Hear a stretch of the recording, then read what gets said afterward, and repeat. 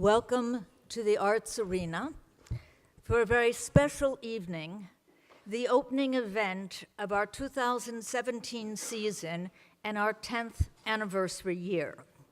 I'm Marjorie Arendt-Sapphire, Director of the Arts Arena. Tonight is, as I said, the inaugural event of the Arts Arena's 10th anniversary. And for that exciting occasion, we have chosen an encounter with principal dancer Friedman Vogel, and if I may say, principal dance critic Philippe Noisette. We are thrilled to open our anniversary year with them. Friedman Vogel has been called a ballet superstar.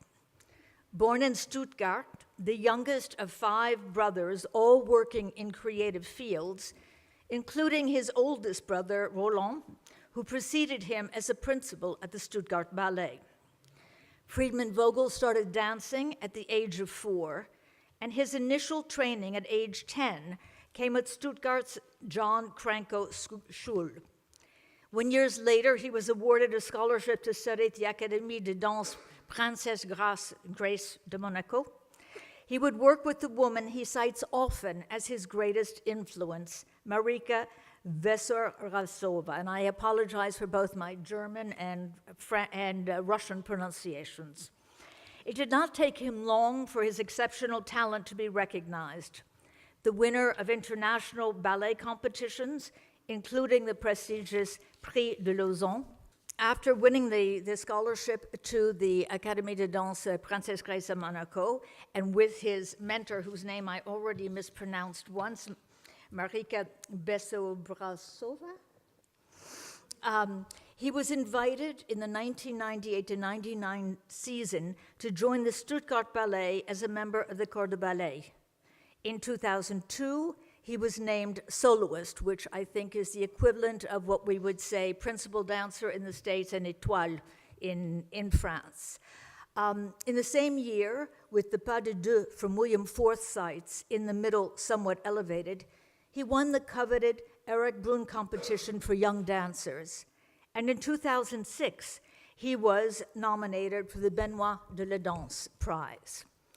He has been named Outstanding Dancer in the Critics' Choice of the magazine Ballets Danse, Dancer of the Year by the International Dance Critics Survey of the magazine Danse, Positano Premio La Danza Leonide Massine, Best International Male Dancer, Best Male Dancer by the Italian dance magazine Danze Danze in 2014, Outstanding Dancer Critics' Choice by the magazine Dance Europe twice, and Ainsi de Suite.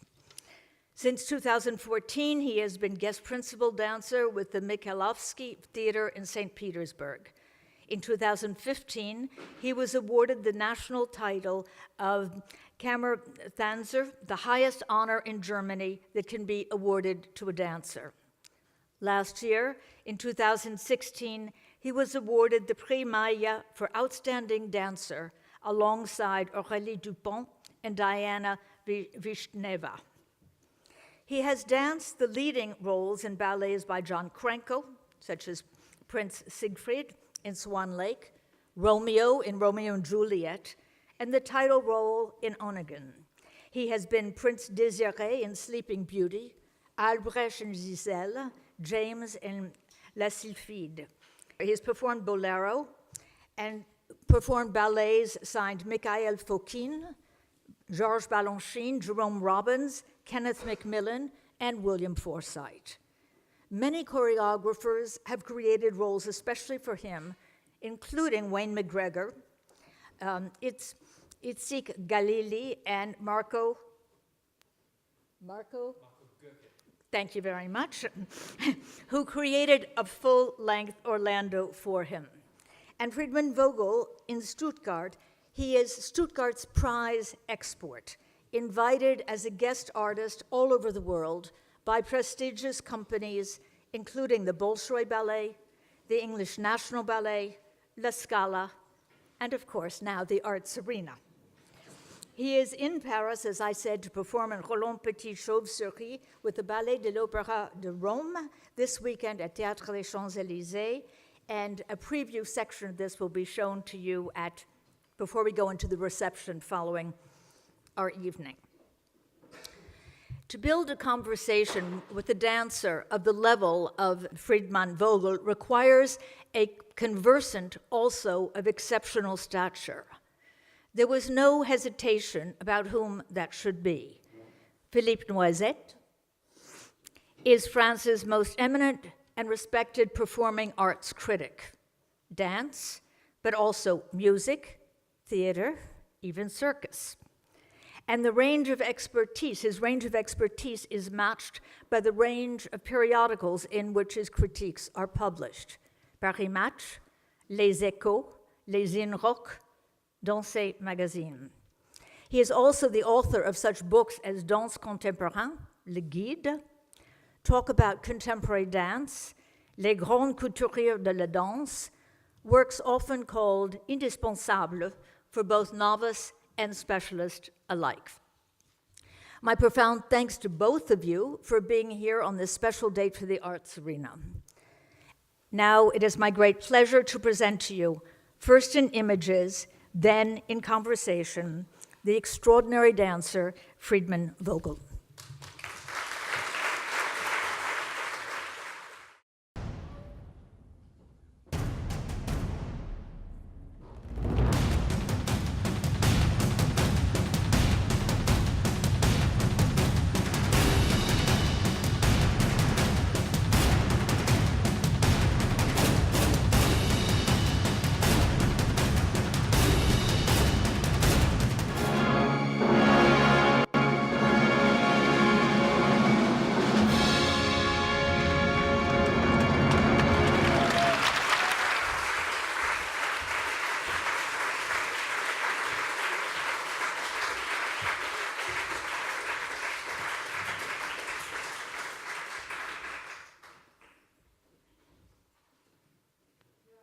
To follow. I have the role now of being the warm-up act. The lead act is Philippe Noiset, who will be coming in, but I'm going to start off by asking some non-specialist questions, if I may. The first one is, you're the youngest of 5 brothers, all in the arts, but only one in dance. For you, 2 in dance. 2 in dance, yes. And so for you, there are 2 who are musicians, no? Yes, there are 2 musicians and 2 dancers and a drama director. And why dance for you? Why dance for me? For me was the most natural thing because I'm the youngest one of the 5 brothers. And for me was the most normal thing because I love to move. Can you hold it up? And since my brother was a dancer and he's much older than me, for me it was very natural to become a dancer. It is not very normal in Germany to become as a boy to become a dancer, but for me it was the most normal thing. I saw him already dancing and I loved to dance and I was like, okay, that's what I want to do. Well, before going on to your repertoire, which is particularly eclectic, I want to ask you some things about the life of a dancer.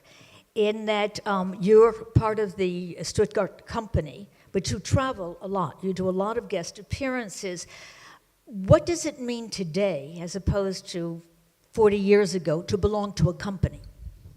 For me, it's very important to have a base, to have a home, where I also dance mixed programs. In terms of, it's very important for artists to dance a huge variety. And usually as a guest artist, you're invited to dance the main big roles. But it's also very important to grow as an artist, to be part of your family where you dance a normal repertoire. Let's say like a triple bill where you dance different things.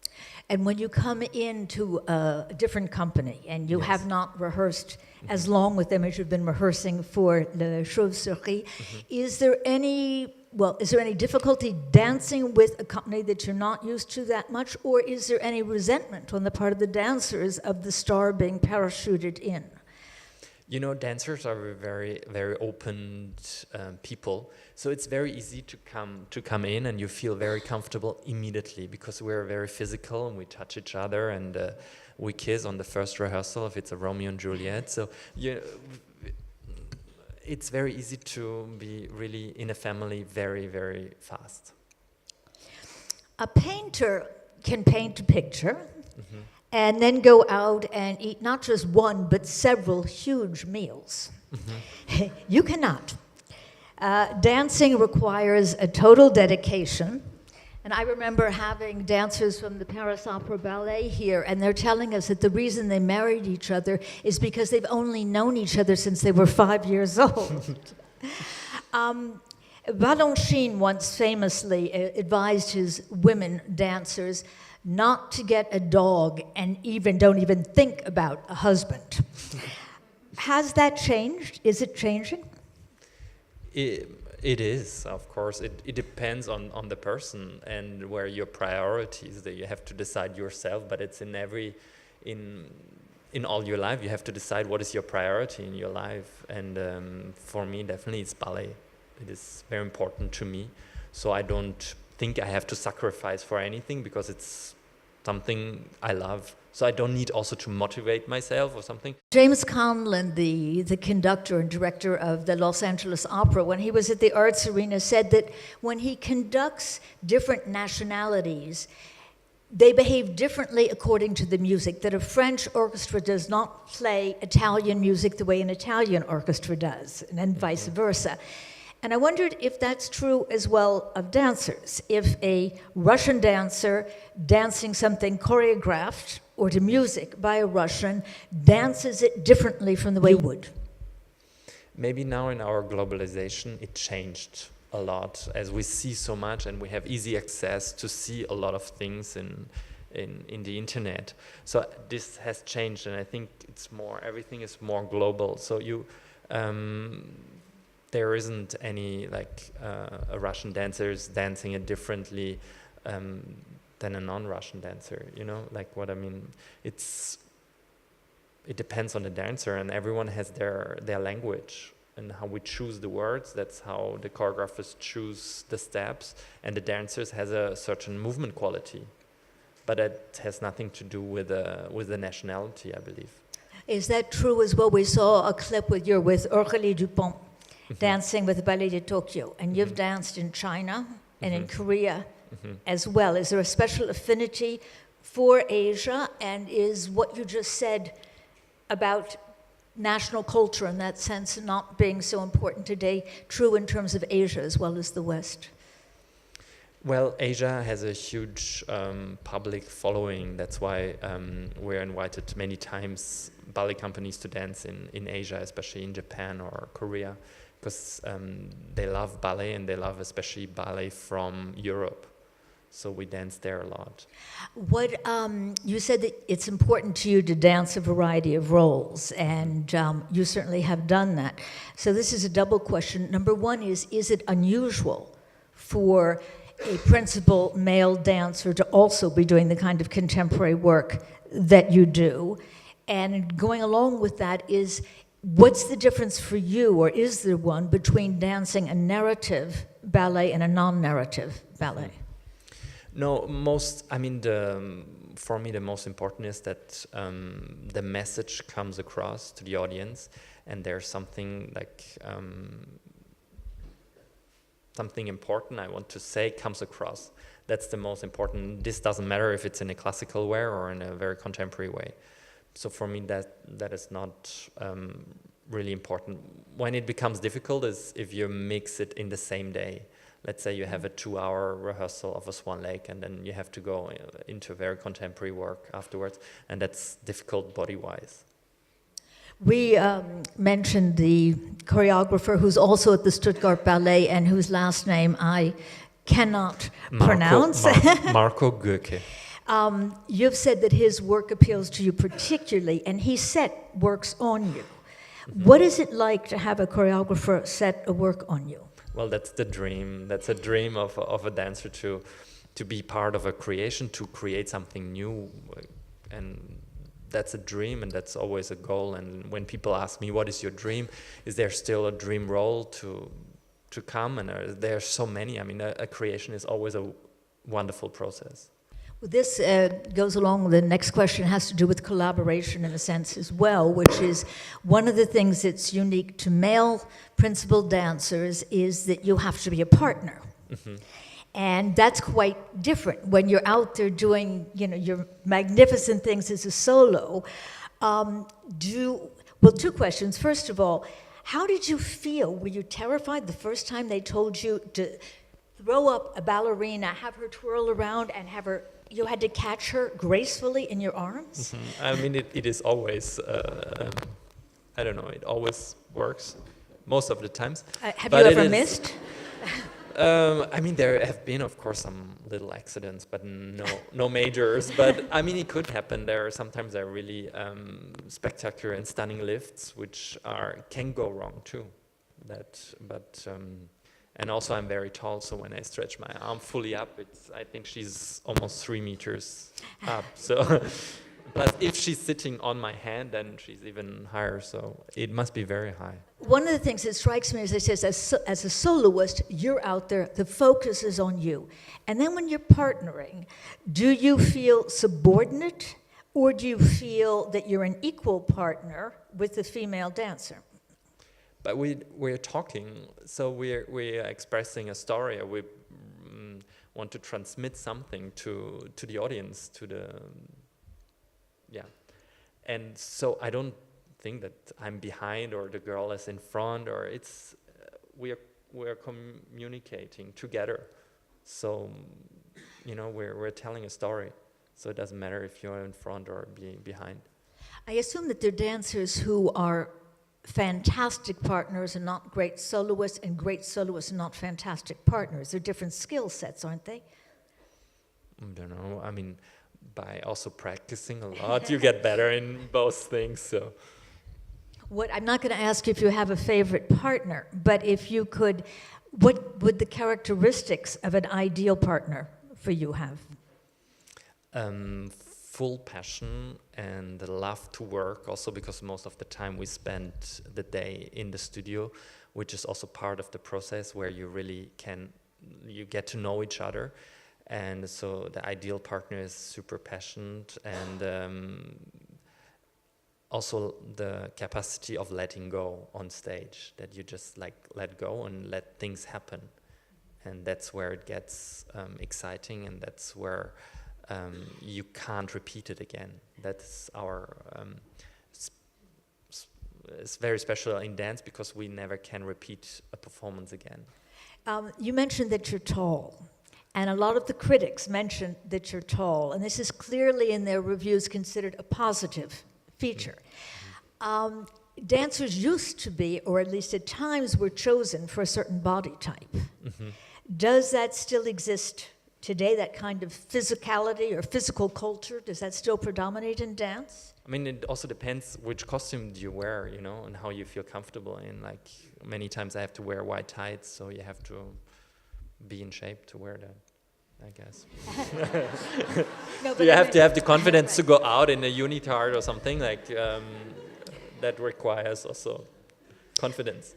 No, well, actually, this is going to bring up what I can probably make my final question before turning this over to Philippe Noisette.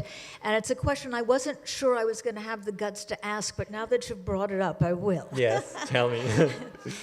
On your website, there's a photo gallery, and in the clips we showed tonight, we've shown a variation of photographs where sometimes you're Prince Charming, sometimes you're photographed in classical ballet poses and in the tights, and then in other places you're photographed torse nu, and in still other places you're photographed in a way that is less like a dancer and more like a male body, showing magnificent muscles. I wanted to know if there's a difference between classical and contemporary ballet, number one, in terms of the costumes or lack thereof, and they focus less on the dance maybe than on the dancer's body. I don't know, we train every day very long, about 8 hours every day, so your body automatically transforms into muscles. But there's a difference in the aesthetic between having a photograph that is designed to show the muscles as opposed to having a photograph that's designed to show the dance position. Well, Do you have a preference? No, no, it's just like, actually it's the same body, just covered with the white tights and with a Prince top. It's the same body underneath, so it's... Okay, well, thank you very much. I am going to, as I said, I'm the warm-up act. I am now going to turn this over to the pro and the lead act. We're absolutely delighted to have really France's most eminent dance critic, Philippe Noisette.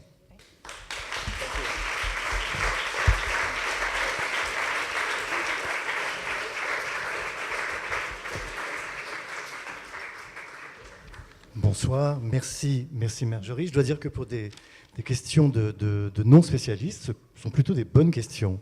Je vais les poser, mes questions, je vais les poser en français, mais comme vous l'avez compris, Friedman est très fluent, comme on dit. Vous parlez combien de langues, d'ailleurs? Parce que le ballet est international. Je sais que vous parlez très bien français, anglais, allemand. Vous avez pratiqué l'italien, le japonais, le chinois? Non. Et aussi le français, ça dépend. Je parle français, mais ça dépend des jours. Par exemple, à Rome, je parlais très bien français quand il y avait le télématin. Mais aujourd'hui, j'avais une autre interview en français et je parlais très mal. Alors ça dépend des jours, mais je pense maintenant ça va. Ok, vous pouvez parler en anglais. On a vu un clip, on a vu presque défiler toute une partie de votre carrière. Vous avez été prix de Lausanne. En 1997, le prix de Lausanne, c'est vraiment un prix qui révèle les futurs grands danseurs. C'est un prix qui est décerné à des très jeunes danseurs, à Lausanne donc. Vous avez été l'année suivante embauché par le Stuttgart Ballet. Vous avez été nommé principal 4 ans après. Est-ce que ce temps vous a paru très très long entre le début de quelque chose, dans une famille de danse, et puis le fait d'arriver au sommet, d'être le principal? Est-ce que ça vous paraît très très long quand on est un jeune danseur? On doit attendre beaucoup, on doit espérer beaucoup, on est impatient, ou est-ce que c'est le temps de la danse, le temps de l'apprentissage? Oui, de plus jeune qu'on est, je pense le temps se passe beaucoup plus longtemps. Alors, ça veut dire un mois, ça appartient comme une année. Alors, quand on commence la carrière, ça ne va pas assez vite, toujours. Alors, pourquoi je danse pas, je danse même pas un corps de ballet, pourquoi? Mais en fait, si je vois maintenant en arrière, ça passait super vite. Mais quand on est danseur, c'est vraiment, on a envie de danser le plus possible. Cela veut dire qu'on peut prendre des risques, justement parce qu'on veut danser, on veut prouver au directeur du ballet qu'on est un futur grand. On prend des risques quand on est un jeune danseur, ou il y a quelque chose en interne qui vous dit attention. Tu es là pour durer. Il y a encore une vingtaine d'années, peut-être 30 ans à danser. Non, de plus jeune qu'on est, on n'a pas d'expérience et on sait moins. Alors, on pense moins qu'est-ce qui va se passer. Alors, on se jette dans des trucs où maintenant je pense, oh mon Dieu, qu'est-ce que j'ai fait là? Parce que je me suis tellement jeté là-dedans. Et quand on est jeune, on ne pense pas à qu'est-ce qui peut arriver. Vous parliez tout à l'heure avec Marjorie de Stuttgart Ballet, et vous disiez c'est une home base. C'est une famille aussi, une compagnie, une famille avec ses rivalités, avec ses grands moments d'embrassade, comme vous disiez. C'est ça, la définition d'une compagnie? Ouais, c'est une famille. Ouais. C'est quelque chose d'important d'avoir. C'est aussi quelque chose où on revient et où j'apporte aussi toutes mes expériences que je gagne ailleurs et que je rapporte quand je reviens à la maison. Vous parlez évidemment de ces collaborations nombreuses avec des compagnies prestigieuses. Vous avez vraiment beaucoup dansé avec d'autres compagnies. Vous me disiez l'autre jour, on s'est rencontrés à Rome justement, que lorsque vous arrivez dans une compagnie, Vous aimez être un peu plus simplement que le partenaire, celui qui comprend le rôle qu'il doit jouer. Vous aimez envisager la compagnie dans son ensemble. C'est-à-dire pour vous, le corps de ballet, c'est-à-dire les danseurs qui sont les danseurs un peu plus anonymes, qui vont être les figurants, si je puis dire, pour vous, ont autant d'importance que votre partenaire. Pour vous, une compagnie, que ce soit le Bolchoï, que ce soit le ballet de l'Opéra de Rome, c'est un tout. Oui, bien sûr, parce que c'est le spectacle, c'est le tout. C'est pas que les solistes tiennent tout le spectacle. Et bien sûr, on a une grande partie de ça, mais la même partie, c'est le corps de ballet, pour vraiment avoir un spectacle inoubliable, que tout marche ensemble. Alors ça, c'est très important. C'est aussi connaître la compagnie, comment il fonctionne, comment il marche, comment il réagit. Et pour ça, il faut répéter. Ça. Vous parliez tout à l'heure, c'est l'exemple même, le Stuttgart Ballet est une compagnie qui propose un répertoire assez ouvert, éclectique, des ballets classiques, mais aussi des créations plus néo-contemporaines. Pour le danseur que vous étiez, peut-être un danseur plus classique au départ, c'est une chose que vous vouliez justement expérimenter, cette ouverture? Oui, bien sûr. On parle avec notre corps et comme je dis avant, c'est pas important si c'est classique ou si c'est moderne. On transmet la même information et c'est la danse et on parle avec notre corps. Et c'est très important aussi pour le public de montrer de garder la tradition du classique, bien sûr, mais aussi de découvrir d'autres choses, d'avoir une nouvelle création. Ça, c'est le plus intéressant. Of course. Quand vous parlez de création, quand un chorégraphe crée pour vous, presque du sur-mesure, on a parlé de Wayne McGregor, de Marco Göcke, est-ce qu'il y a une pression supplémentaire parce que par rapport à un chorégraphe qui n'est plus là, dont vous reprenez le répertoire, il y a le risque quand même de le trahir sans qu'il vous le dise. Quand vous avez en face de vous un créateur qui travaille sur vous, il y a quand même une exigence de tous les instants parce qu'il vous regarde, parce qu'il rien ne lui échappe. Est-ce que pour vous, il y a une pression supplémentaire? Non, juste la pression, c'est souvent que les chorégraphes montrent très très vite les pas et qu'on peut les tout de suite apprendre et le garder dans le corps. Et ça, il faut adapter le style, plus il faut apprendre les pas et il faut les garder aussi. Ça veut dire aussi qu'on apprend très vite, on peut oublier très vite? Aussi, oui. Donc en fait, c'est aussi une discipline mentale incroyable.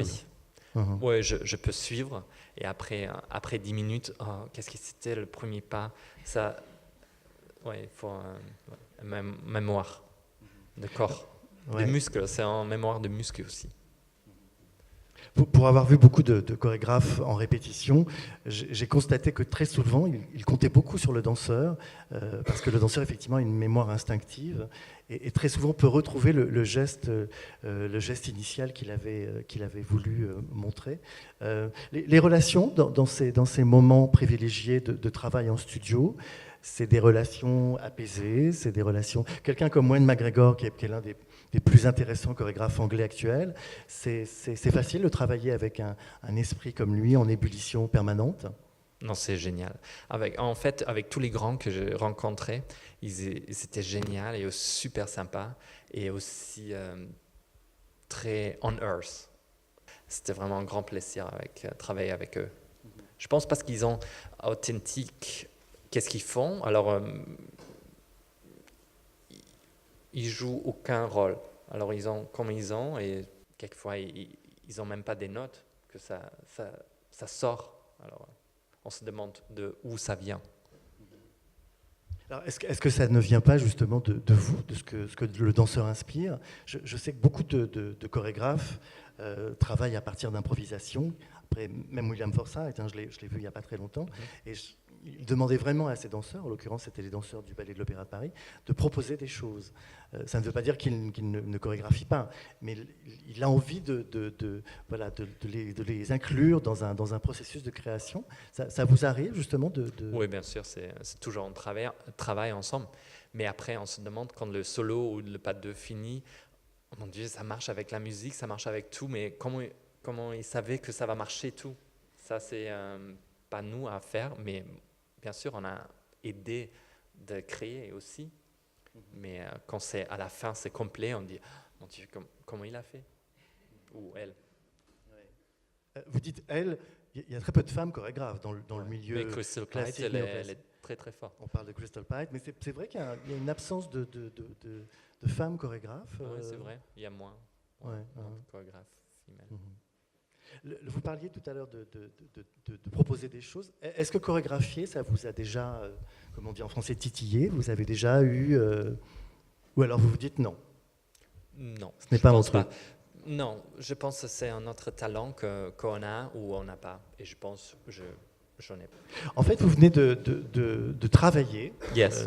un rôle qui est celui de la chauve-souris. Yes. C'est un ballet de Roland Petit. C'était une rencontre pour vous avec ce chorégraphe, hein. Roland Petit est décédé il y a quelques années maintenant. C'est l'un des grands chorégraphes français avec Maurice Béjart de ces années 50, 60.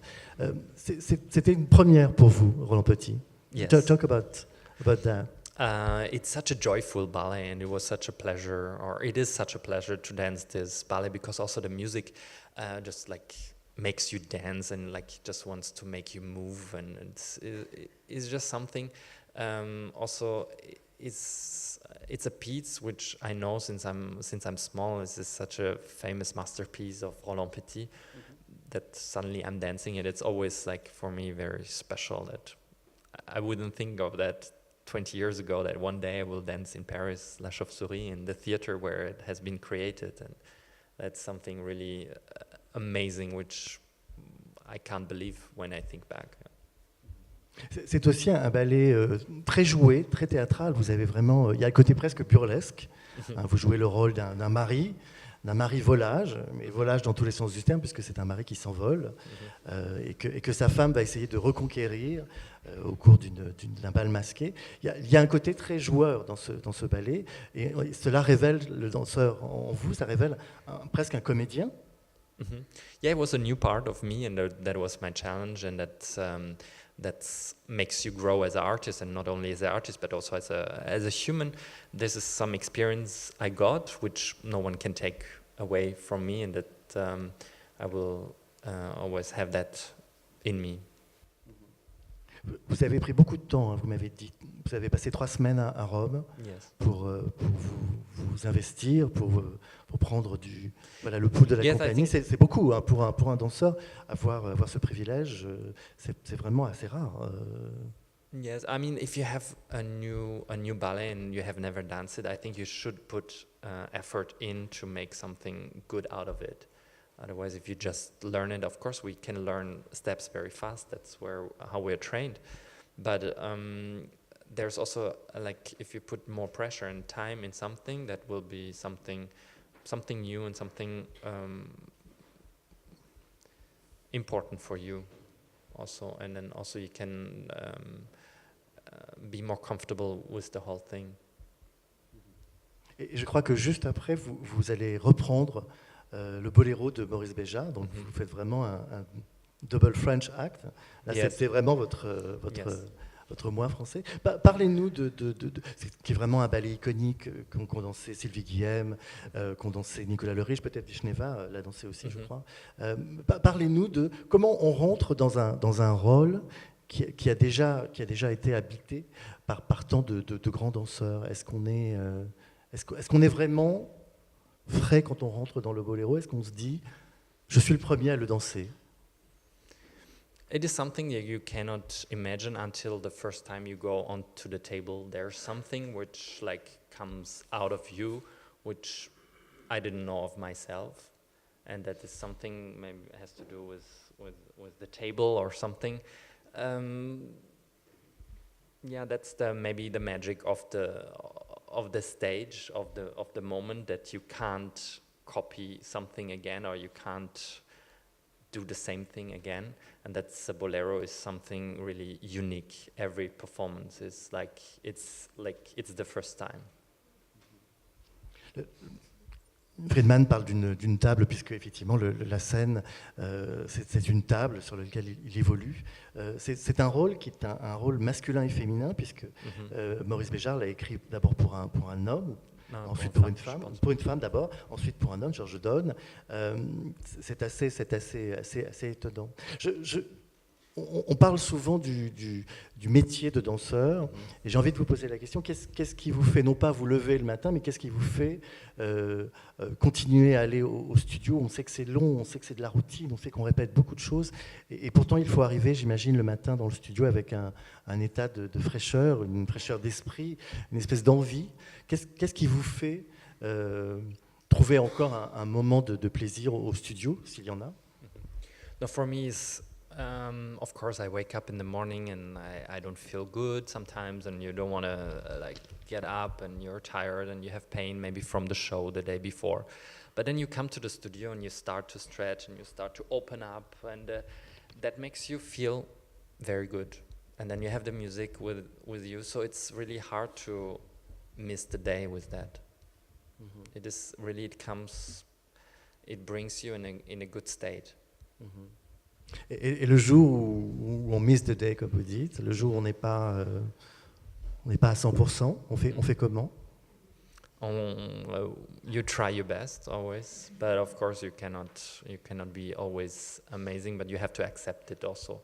And also sometimes when you have a very hard show the day before, and then the next day, I know you cannot push to the 100% immediately. Your body needs the time to recover still, because especially like dramatic ballets, they stay very much in the body. Oh. Like if you're dancing Manon or Romeo and Juliet with a huge drama at the end, it stays in your body. So the next day you feel terrible. It's like a Swan Lake is also very tiring for the body, but the next day you're not that exhausted body-wise. It's really the tragedy and the sadness, which is in many of those masterpieces, which stays in your system for the next day. Vous parliez tout à l'heure avec Marjorie de partenaires, et on évoquait la partenaire idéale.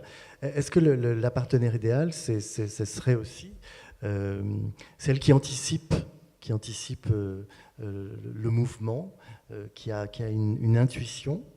On a vu tout à l'heure des danseuses extraordinaires, hein, Paulina, vous avez dansé avec Aurélie Dupont, vous avez dansé avec Vishneva, je pense. Il y a comme ça une galerie de grandes stars avec lesquelles vous avez dansé. Qu'est-ce qui fait qu'il y a un moment, une alchimie, que quelque chose se passe? It's something that just comes and by dancing so much with so many amazing dancers, you realize why they are so amazing, because you just like have a special connection and they have a special energy. And that is something really amazing when that happens, when you're on stage and so many people watching you, but you think it's just the two of you. If that happens, that's the best. On parle de partenaires. Vous avez, il y a quelques années, participé à un spectacle un peu particulier qui s'appelait Kings of Dance, qui réunissait des danseurs masculins, superstars, hein, Marcello Gomez, Roberto Bolle, je pense. Vous avez tourné notamment aux États-Unis, en Angleterre. Vous pouvez nous parler de ce projet qui est c'est un peu une réunion de super danseurs. On s'en est parlé l'autre jour. Vous me disiez, il n'y a pas de compétition. C'est pas de montrer quel est le plus doué pour les sauts ou le plus de dégagement. Qu'est-ce qu'on retrouve, qu'est-ce qu'on ressent, qu'est-ce qui vous fait prendre du plaisir à ce genre de spectacles qui sont vraiment un petit peu éloignés de ce qu'on voit en France, hein, pour être très franc? No, it's something that we start all together in a piece, and everyone in the piece has their own character. So everyone of us is different, so that's why there's no rival in between us. And everyone is different, and in the piece it shows itself that everyone is different, and we're having like a good time on and off stage. And we have really a lot of fun together.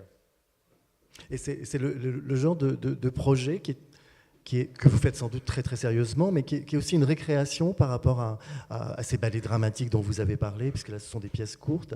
Est-ce que le danseur a besoin de respirer de cette façon-là, en ayant des projets un peu fous, un peu hors normes?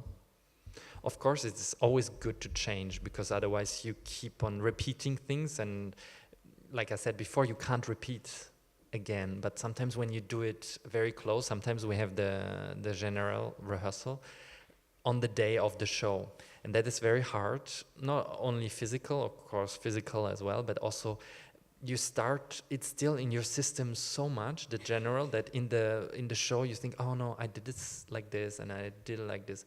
So it's always good to have a few days not the same performance, or to change it and then to start again, I think. Mhm. So it's important to change your repertoire, otherwise it becomes, when it comes to a routine, which I think it's impossible for a dancer, it's not good. Mhm. Le ballet que vous préférez, c'est celui que vous n'avez pas encore dansé? Yeah, it's mostly always the ballet I'm working on, because you put so Mhm. much intention and so much work, and you like do so much research and going and see different things, and so it's mostly always the ballet you work on most, because we live more in the moment than in the past, that's for sure. Mhm. Et justement, de ne pas laisser des traces. Alors, il y a des traces filmées, des photos, mais le spectacle que vous donnez ce soir, ou que vous allez donner ce week-end, si je ne suis pas là pour le voir, il n'existera plus. Vous n'allez pas laisser une toile, vous n'allez pas laisser un film, vous n'allez pas laisser un écrit. Vous avez grandi dans la danse avec cette idée-là, de l'éphémère, de quelque chose qui passe. But that's our art form, that is something unique, and that's also the special thing about it, and that's why people come to the theater to see something live, which they will never see again. Mhm. Of course, sometimes you have really special performances where you wish they would have filmed it, but sometimes they don't film it. Mhm. On parle du statut du danseur. Quelqu'un comme Mikhail Baryshnikov a prouvé qu'on pouvait danser autrement. Voilà, imaginer une vie de danse en créant par exemple un lieu consacré à la danse, en faisant du cinéma, en dansant encore aujourd'hui. Hein, il est actuellement à l'affiche à Paris. C'est un maître pour vous, c'est une leçon, je sais que les danseurs l'aiment beaucoup en général. C'est pour vous, voilà, c'est cette carrière que vous aimeriez envisager sur un plus long temps, sur plusieurs continents. Yes, it's always great. You do what you love the most, and you just continue, and you find other ways to do it. So I know I won't be able to dance Romeo forever. So you have to find other things what brings you the same kind of joy. And I think that's the hard thing in the ballet world. That at one point we have to physically, we cannot do what we're doing now, and I think to be again that fulfilled, that is something really difficult. I think it's also the part of there's so much adrenaline coming into the body, and also the exhaustness after the performance, and this is something we're so used to. So then suddenly not to have it, I'm sure it's very difficult. Quel conseil pourriez-vous donner à un jeune danseur qui vient vous voir et qui vous dit voilà, je veux faire de la danse plus tard? Go for it. Also, I have my friends that they get babies, and they're like, I hope will be not a dancer. I'm like, why not? It's the best thing ever. But yeah, I would say just go for it, and full passion, and most important is dance. And there's so many ways to dance in so many different kind of. So there's a place for everyone. If you really want to dance, anybody can find a way to dance. Il y a parfois des illusions. C'est un métier très dur aussi qui vous laisse parfois sur. But if it makes you happy and fulfills you, why not? Like if that's what is your goal, then go for it. You know. That's the most important, that you are happy with what you're doing. Vous parlez, vous avez beaucoup dansé en Russie, et on sait que la danse en Russie est vraiment quelque chose de très important. C'est vraiment la discipline un peu reine avec, Yes. avec la musique sans doute.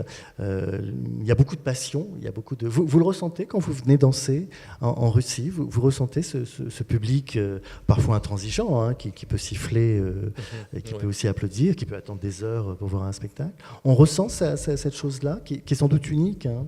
No, this for Russia is amazing. For them, ballet is really very high art. For them, it's one of the most important cultural things in their country, and that is something very special, especially from when I'm coming from Germany, where it's not in the white.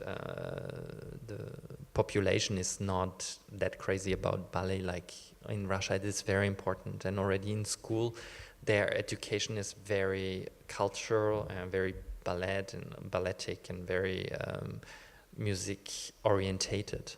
Mhm. Whether in Germany it's more about the writers and the philosophes. Mhm. Vous aviez, on parlait tout à l'heure voilà, des rôles qui vous ont marqué. Le Stuttgart Ballet est une compagnie, je l'ai dit tout à l'heure, très, très ouverte. Vous trouvez que les compagnies actuelles, les grandes compagnies, les grandes maisons de danse ont évolué et ont évolué suffisamment? Je vous pose la question, je parlais avec Jerry Kellyan il y a très peu de temps, et il me disait à quel point il trouvait que le ballet de l'Opéra de Paris avait su évoluer dans le bon sens du terme, c'est-à-dire que la compagnie évidemment restait sur un répertoire à la fois romantique, à la fois les ballets de Dorief, mais la compagnie avait essayé d'aller vers un autre public, avait essayé de se renouveler aussi. Et je pense que beaucoup de compagnies internationales de renom cherchent comme ça maintenant cette ouverture. Est-ce que vous, c'est une chose que vous constatez dans votre travail avec différentes compagnies mondiales? Of course, I think it's the most important thing that you bring always something new and something no one saw. That's our art form about, and also not only bring ballets to or show art to please, but also show art is there to make people think about something. Mm-hmm. So it's not only to entertain, just also to provoke and also to think about something. I think that's the most important, and culture is the most important thing in life, I would say. Mm-hmm. So we have to keep that tradition more alive. So to open up, it is very important to also bring another audience to it. Nous vivons dans une société où tout va plus vite. On a l'impression que maintenant on peut être une star de la chanson en participant à un concours télévisé, que le temps peut être comme ça réduit. La danse ne se plie pas à ce genre justement de vitesse, de grande vitesse. La danse a besoin des heures de labeur, a besoin de cette transpiration, a besoin de ces longues journées. On sent bien que vous vivez dans un monde moderne, que vous êtes sur les réseaux sociaux, et qu'en même temps il y a quelque chose de presque arrêté dans votre façon de travailler, parce qu'il faut tout le temps revenir au studio, tout le temps reprendre le matin. On ne fait pas la fête le soir parce que le lendemain on a une représentation ou on a simplement un cours. Mm-hmm. Vous avez l'impression d'être quelqu'un de jeune à une époque ancienne, ou quelqu'un d'ancien dans une époque jeune d'une certaine façon? I'm how I am. I do what I like and what I want to do. If I want to eat a hamburger, I eat a hamburger, and if I want just a salad, I eat a salad. It's nothing I really think about something that I want to be the new generation, or just like we're all individuals, so you do what you like the most, I think. Mm-hmm.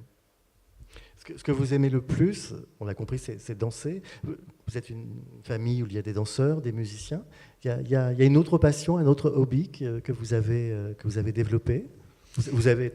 As I travel a lot, I love to travel, and I also love to see other cultures and Like if I'm in Paris, it's such an inspiration, such an amazing city, such a vibrant life here, so many cultural things to do, to see, so many museums.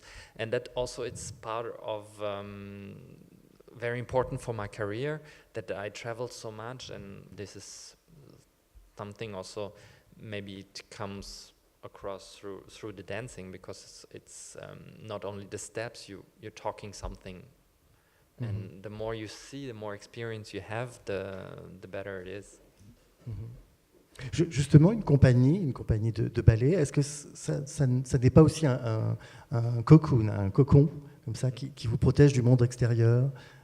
Vous êtes parti, vous avez beaucoup voyagé, mais est-ce qu'il n'y a pas justement ce risque pour les danseurs qui n'ont pas cette aptitude, cette envie de bouger, d'être un peu dans un monde qui est comme ça protégé? Yes, un petit peu? I think so. It's much harder, of course, to travel and to always prove yourself, because of course the first time I come to another theater, everyone it's like an audition, like everyone like look at me and why is he here, and what can he do, and like it's every day, like if I'm coming to a new theater, like I have to be always in a good condition and everything, so I'm definitely going out of my cocon.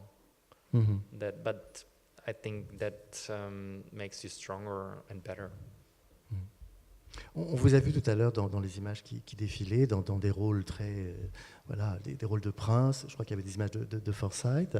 Quelle est l'image que vous avez envie de laisser là au moment où on se parle? Est-ce que c'est justement ce rôle de la chauve-souris? Est-ce que c'est un rôle à multiples facettes? Est-ce qu'on peut dire que Friedemann Vogel, on devrait l'écrire au pluriel parce qu'il est tout à la fois, toutes ces chorégraphies-là? Ce qui est un compliment. I don't know. I didn't think about which impression I want to give. It's for me, the most fulfilling thing is a story ballet. So if I live a story from the first act to the third act, like a full life. Or a full story, and that is the most fulfilling for me as an artist, to really have lived the whole story through. Like I was dancing Lenski, that's the second main role in Onegin, and he's shot in the second act, and it's very hard role to dance because the death is so abrupt that it is the next day you're even worse than after Romeo, because it's something you didn't finish something, you just got shot and that's it, and you don't appear again. And it sounds funny, but it is something which stays in you. Qu'est-ce qui reste encore le lendemain d'une représentation, à part la fatigue, à part ces émotions? I mean, already after the show is a huge emptiness, I would say. Like there's not much left anymore. And just after the show is amazing, because you have still all this like amazing memories from then, but then it's like you falling in some like big hole because there's nothing left, so much, and then the next day is the body fatigue. Oui, on va vous laisser poser quelques questions parce que c'est plutôt une chance d'avoir Friedemann avec nous. Je crois qu'il y a des micros. Voilà, si vous voulez poser quelques questions en français, en anglais ou en allemand, Friedemann y répondra volontiers. Voilà, ne soyez pas timide. Oui, c'était par rapport au fait que le lendemain d'une représentation qui a été assez intense, et vous êtes fatigué, et vous avez dit que lorsque vous jouez un rôle dramatique, vous avez une fatigue encore plus intense. Est-ce que c'est un lien avec les émotions, finalement, si vous jouez quelque chose de joyeux le lendemain, vous êtes fatigué, mais pas plus que ça? Oui, c'est ça. C'est ça? Oui. D'accord. C'était pour je remarquais ça, c'est après, si on danse La Belle, que c'est quelque chose avec un happy end. This is something, the next day you're a little tired, of course, from the steps you have done, but it's not, you don't feel like run over by a train. But if you're dancing a Romeo or Onegin or something, or Manon, there's so much sadness and tragic in the piece that really stays in the system. even though unfortunately I have never met Nureyev live, but of course still the footage of him is such a huge inspiration. And since I'm small, and Marjorie was talking about Marika Bezobrazova, my teacher, and she was very close to Nureyev, and she had the dog of Nureyev, so when I was in school, the dog was there, so it's kind of, he was very close to us all the time. So he was definitely a huge inspiration. The way I prefer it is that you learn the steps and you dance it and then you watch it, because sometimes you get an image in your head which you're automatically trying to go to, which is maybe not what comes natural out of your body. And as I said, you can't repeat anything and you can't copy anybody, and it's not good, and you have to find your way. But then once you have your way, it is amazing to see other dancers doing it. Yes, I mean, this name was long time ago in my family, so actually I don't think so much about the being a bird, but it was a dream for me to fly, and it's amazing feeling to fly, even though it's not as fast as I thought it would have been. Because in the video with Denis Gagnon, he flies up really fast. So I was like, when the first time when it came, I was like, can you do it faster up? But technically they could not. But I'm not afraid of height. So of course, there's competition. That is something very normal, but also something very helpful. But as I said, we're all individuals, so you have to concentrate on what you want to show and how you want to work, and how you want to present yourself. And there's space for so many individuals here, and just give space to the others too, and just accept it like how it is. And if you can't handle it, then it's maybe better to change the place where you are, maybe. But I never had really fights with other dancers. Hi, good evening. Thank you both for coming and sharing your time with us. My question is going back to the first video that was shown where there's the V, and it's a very contemporary dance moves, which personally is very appealing to me. And then the other videos, there was some modern dance, and then there was a lot of classical dance. So my question is really, do you prepare differently for different kinds of approaches to dance? You've talked about how you prepare and how you dance through an entire ballet, or how you enjoy having 3 different pieces. But from the preparation perspective, emotionally, psychologically, and physically, is there a difference in how you get yourself ready to go out and do those steps? No, actually not. So actually when I was coming in here, like it's kind of a performance, also a few people watching this, I was like, how do I prepare? Because usually I know how to prepare something, but actually I was like, okay, I don't need to do that. I don't need to do my warm up or anything. So it was something really not usual for me. But when I prepare before a show, I do my exercise. I concentrate, and I want to have it quiet and have my time, and it's kind of like a process of getting into movement. Yes.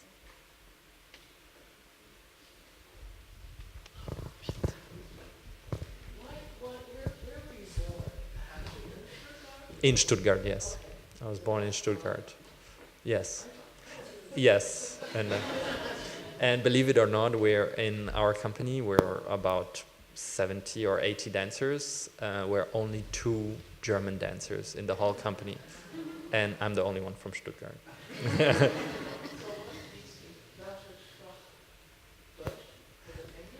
In ballet, we mostly speak English. Apart from France, you speak French.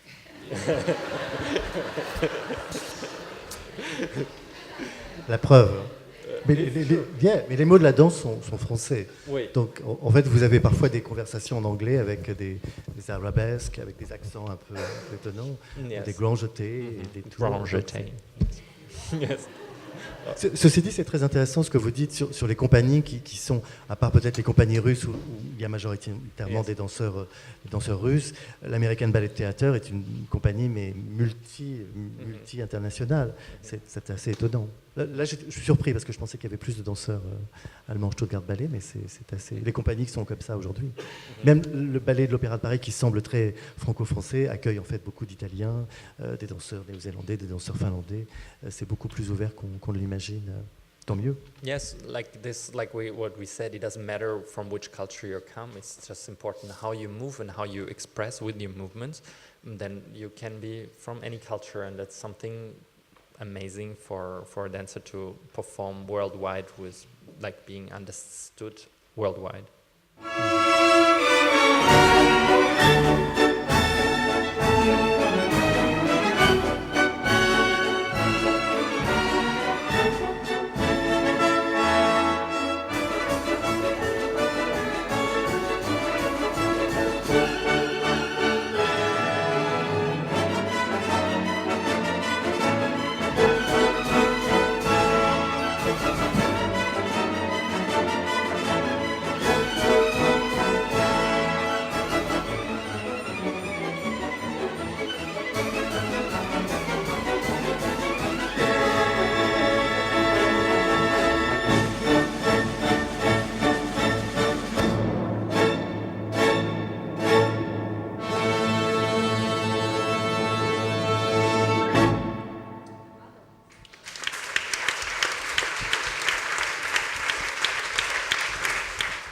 I want to, on behalf of everybody, of course, before we go to our own champagne, and toast Friedman Vogel and Philippe Noisette. Thank you for being with us tonight. I would also like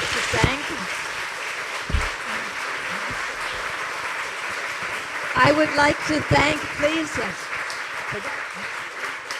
Charlene Lim and Robert Knapp and the entire Arts Arena team who really put this together when I was not in such great shape to do so, and it's wonderful to be able to have that kind of support from colleagues. Voilà, bravo, bravo.